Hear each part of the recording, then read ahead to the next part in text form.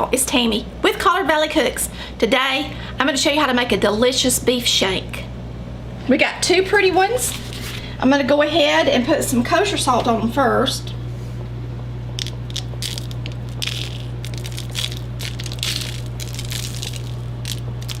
Before you sear your meat, go ahead and make sure that it's been sitting out at least an hour so that it gets close to room temperature. Now, beef shank's not always available at your grocer. We shop at Ingles and they have them quite a bit, and so does Food Depot. So if you see some, try to pick them up. Now, these are beautiful ones. They're nice and big.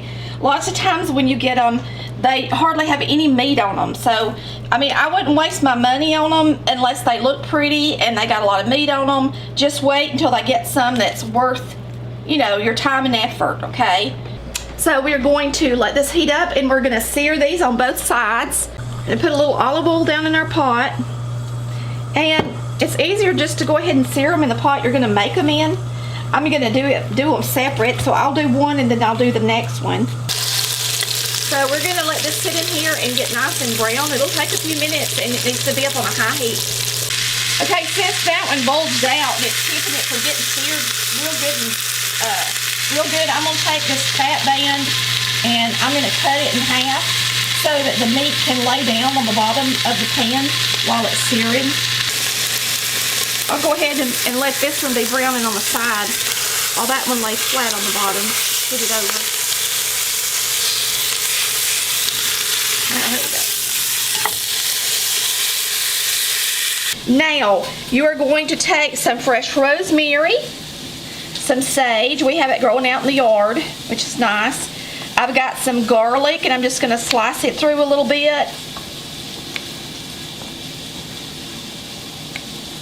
I have peeled and chopped, large chop carrot.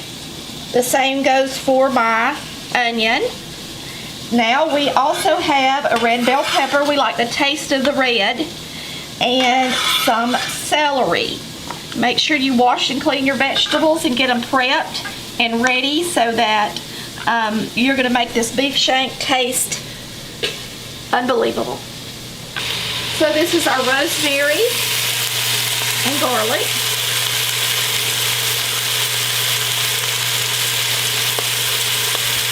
Carrot and onion. Red bell pepper. And celery. And now we're going to cover it with water. I'm going to bring it over to the sink. I have a stainless steel sink, so I can put it on my sink. Oh, it smells so good. That rosemary and that sage will make all the difference in the world. So if you can get some fresh, if you don't grow it, try to get some at the grocery store. And if you can't, that's fine too. But it does smell so good in here.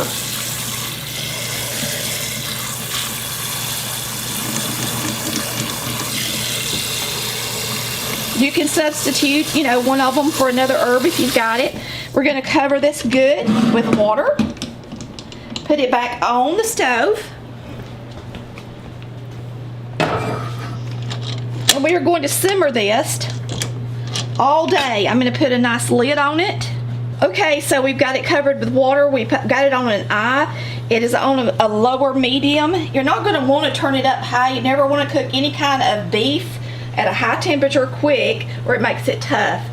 Slow and low. It makes it taste the best, okay? So put this on the stove, and we're going to let it simmer in here for a couple of hours, and we're going to put the lid on it.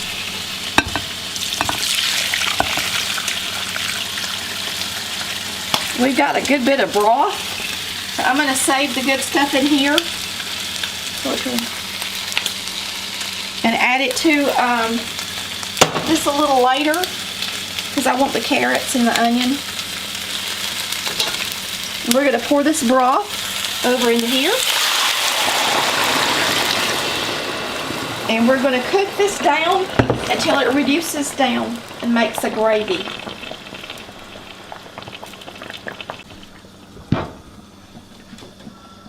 Okay, we're gonna leave that on about medium until it reduces. All right, you can see we're boiling it good. And we're going to cook it like this until it's completely reduced and there's just a nice gravy left in the bottom of the pot. Okay, after it's cooked all the way down, you're going to flip it over. You can see that nice glaze on the bottom of the pan. We're going to add the rest of the broth and do the same thing for this side of the shank as well. You can go ahead and add the rest of your vegetables in here as well.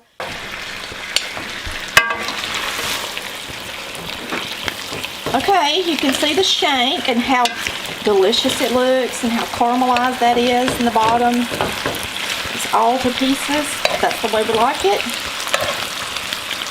Got a couple of nice bones for your dogs in here too. We'll turn it off before it gets too brown.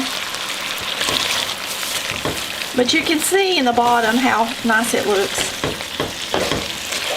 So, put some on the plate for you.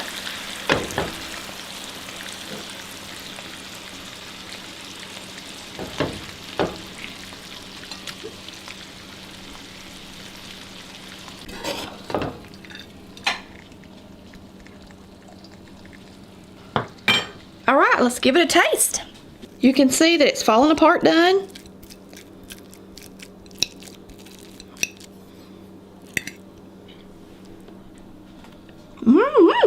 Delish. My best friend and her daughter were here for supper. They've already ate supper. The shank came off the stove and they could not keep their hands out of it. They loved it. They said, oh my goodness, why did we eat the other stuff instead of waiting on this? They ate the whole plate though, and then they got so full they were almost sick. Thanks for watching Colored Valley Cooks, where we cook like Mama did.